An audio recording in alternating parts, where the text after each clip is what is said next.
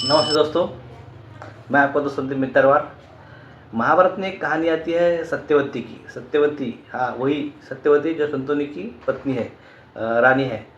तो उसका जन्म की कहानी भी बहुत इंटरेस्टिंग है। जन्म की कहानी आती है, एक मछुआरा रहता है, वो नदी में मच्छी पकड़ता है, मच्छी पकड़ता है। लेकिन वो मच्छी पकड़ते समय उनको एक लड़का और लड़की मिलते हैं।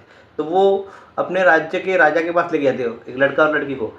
तो राजा राजा को कोई वारिस वारिस नहीं रहता, यानी बच्चे नहीं रहते, तो वो सिर्फ लड़के को लेता है और लड़की को निगल कर देता है, अवॉइड करता है, क्योंकि उसको वारिस चाहिए था। बाद में वो लड़की बड़ी होकर मछुआरन बनती है और वो नदी के इस पार और उस पार लोगों को लेके जाने का काम करती है। उसका नाम है सत्यवती। लेकिन एक दिन क्या होता है, एक राजा आता है, उसका नाम रहता है शंतनु। वो देखता कि वो मछुआरन को देख के उसको प्यार हो जाता और उसके सामने अपने विवाह का प्रस्ताव रखता। विवाह का प्रस्ताव रखता है तो क्या होता है, वो जो सत्यवती है वो विवाह का प्रस्ताव ठुकरा देती है। लेकिन अपने पिताजी को नाराज देखकर वो पता करता है कि अपने पिताजी क्यों नाराज है। कौन? देवव्रत, भीष्म पितामह। वो देवव्रत अपने उसके पास जाता है, सत्यवती के पास, और विनती करता है कि तुम आप मेरे पिताजी आपसे प्यार करते हैं, प्रेम करते हैं, विवाह करने जाते हैं, आप विवाह कर लो। लेकिन वो मना कर देती है। क्यों मना करती है? क्योंकि उसकी एक इच्छा रहती है, इसकी इच्छा, वो विवाह करना एक ही शर्त पर मानती है कि उसके बेटे राजा बनेंगे।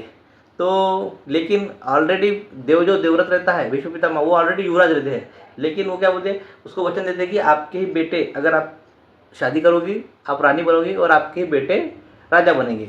लेकिन वो क्या बोलती है, अगर तुम्हारे बेटे और मेरे बेटों पे झगड़ा हो गया और उन्होंने मेरे बेटों को अगर राजा बनने नहीं दिया तो क्या होगा। तो वो तब भीष्म पितामह एक प्रतिज्ञा करते हैं कि मैं आजीवन आजीवन ब्रह्मचारी रहूँगा, शादी नहीं करूँगा, और इससे वजह से उससे और जो भी आपके बच्चे रहेंगे उसको मैं अपने पिता की छवि देखूंगा और अपने उनको ही राजा बनाऊंगा और उसको उस सिंहासन में बैठा के उनकी सेवा करूंगा। ये भीष्म प्रतिज्ञा करता है। कौन? देवव्रत, भीष्म पितामह। उसके बाद में सत्यवती की शादी होती है, उसके बच्चे राजा बनते हैं। Bhishma Pitamah the great sacrifice, बहुत बड़ा वो त्याग करता है और आजीवन ब्रह्मचारी रहता है और शादी भी नहीं करता। आजीवन ब्रह्मचारी रह के वो सेवा करता है। तो बात ये रहती है कि जब भी किसी को आप निगलेक्ट करते हैं, ओवरलुक करते हैं, तो वो पर्सन डिमांडिंग हो जाता है। वो ये जो कोई भी डिमांड रहता है, वो डिमांड आइसोलेशन में पैदा नहीं होता, there is a back story. अगर कोई एम्प्लॉई कोई भी डिमांड कर रहा, कुछ अप्रेजल के समय मेरे को इतना चाहिए, उतना चाहिए, इतना चाहिए, तो वो क्यों मांग रहा?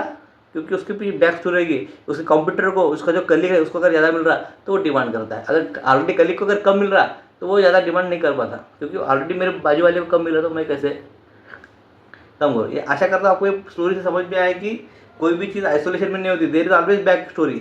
कोई भी विलन होगा, विलन की स्टोरी भी, विलन होगा तो विलन, अभी वो विलन दिख रहा है लेकिन उसकी बैक स्टोरी में वो शायद विक्टिम हो, शायद वो हीरो हो। कोई भी हीरो हो, अभी वो हीरो बन रहा है लेकिन उसकी बैक स्टोरी में वो विक्टिम हो सकता है, विलन भी हो सकता है।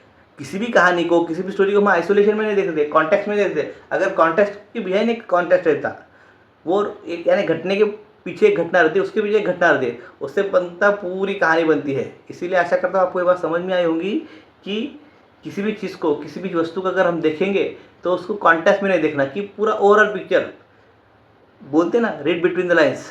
अगर रीड बिटवीन द लाइन्स, एक सारांश, जो इसेंस अगर समझ में, तो अपने को चीज़ें बेहतर में समझ में आती है। आशा करता हूँ आपको ये कहानी समझ में आई होगी, अच्छी लगी होगी। अच्छी हुई तो लाइक करना, शेयर करना। Thank you so much.